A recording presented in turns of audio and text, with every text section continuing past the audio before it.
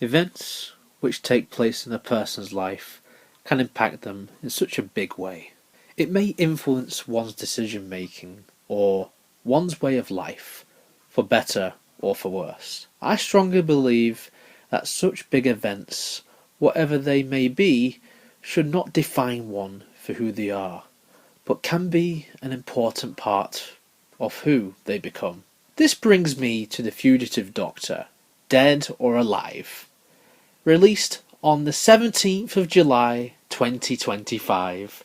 This is the second Doctor Who Big Finish set of stories to star Joe Martin as the Fugitive Doctor.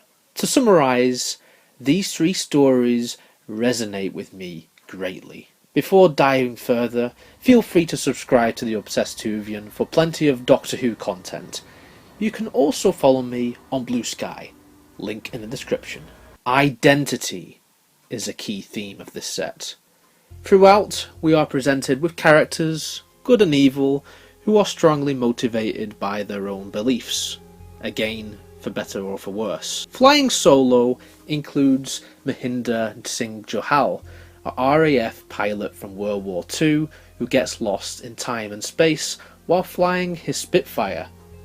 This character knows his family history and could potentially cause a time paradox if any of it is changed, because you can't rewrite history, not one line! The time periods his plane visits are interlinked to Mahinder's personal history. His very presence is slowly disappearing, and it is up to the Fugitive Doctor to save him. All the while, she's still on the run from Cosmogon, who was introduced in Most Wanted. This storyline arguably could work with some other Doctors, such as the 9th or 13th incarnations, which could discredit this, as the Fugitive Doctor is supposed to be different to all of the other numbered incarnations. However, upon listening to this, I realised that the Fugitive Doctor, while quite different to the other incarnations, is still very much the same character fans know, even if she doesn't yet. She has no reason to try and rescue Mahinder and what may seem like a side quest, with the main priority being just to evade the capture of the Vision.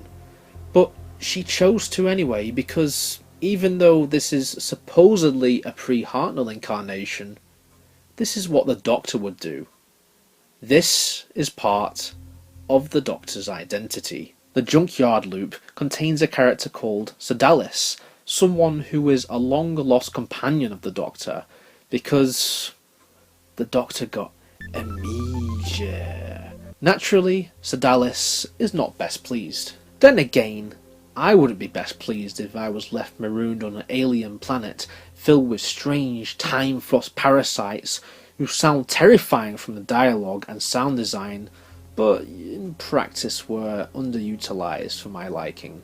Like Abby from The Story and the Engine, Sedalis' previous separation from the Doctor was a key moment in her life, which led to her becoming self-sufficient as a character, having to overcome the horrors of being alone and to survive the horrors of a planet filled with time machines, which I believe was partly inspired by the Doctor's wife. Sedalis is a great character, one of which I hope somehow gets explored further in a future release. Zatorius is another character motivated by his need to capture the Doctor to uncover secrets by unlocking her memories. He is an example of how far members of the Division can go to achieve their mission. His morals are clearly different to Cosmogon, who in this set is better described as a frenemy rather than another villain for the Doctor to face. Cosmo is a far more complex character who does want to capture the Doctor, but is far less aggressive than Sidorius. Alice Krige plays her scenes to perfection, showing us that she knows the right and the wrong, and that it is not always about capturing a fugitive Time Lord. This furthermore supports the point made earlier about how one's way of life, in Cosmo's case, a Time Lord agent, does not define who she truly is. Hereafter highlights moreover what kind of character she is and the Doctor truly is, and gives us some of the best moments thus far. This feels like a classic Doctor Who story, and I'm here for it. The storytelling is rich throughout. The villain is compelling, motivated by the need for a Time Lord sacrifice, and yeah, the vampires again. The timing of these releases can't be a coincidence. Once again, this story shows what kind of Doctor the Fugitive incarnation really is, by presenting her with a moral dilemma. The way she deals with this makes for a compelling listen. Suffice to say, Jo Martin sells it well in a terrific performance. Dead or Alive is a good Big Finish box set. On the surface, we have 3 decent stories with the common theme of identity, and of course the box's namesake. Arguably, this is not as groundbreaking as the first Fugitive Doctor set though, because that had the precedent for being the first one, and Baba Yaga. This does a good job in following on from those events, but these stories did not always keep me on the edge of my seat. My favourite of the 3 was the Junkyard Loop because of how the final act of it plays out and left me gawping.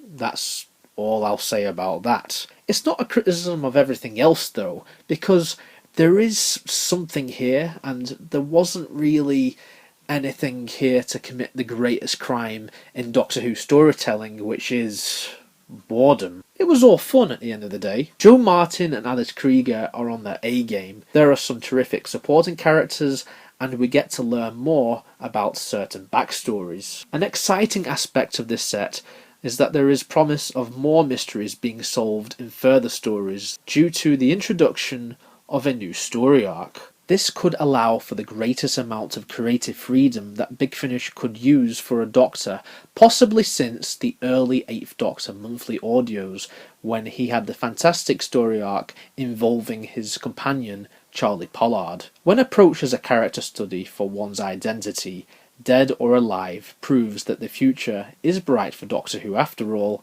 and indeed Jo Martin's brilliant Fugitive Doctor on Big Finish. I look forward to seeing whatever comes next for this interesting incarnation. Yeah, it's another crossover event. So, if you want to tag along for the ride, you'd better hold on tight.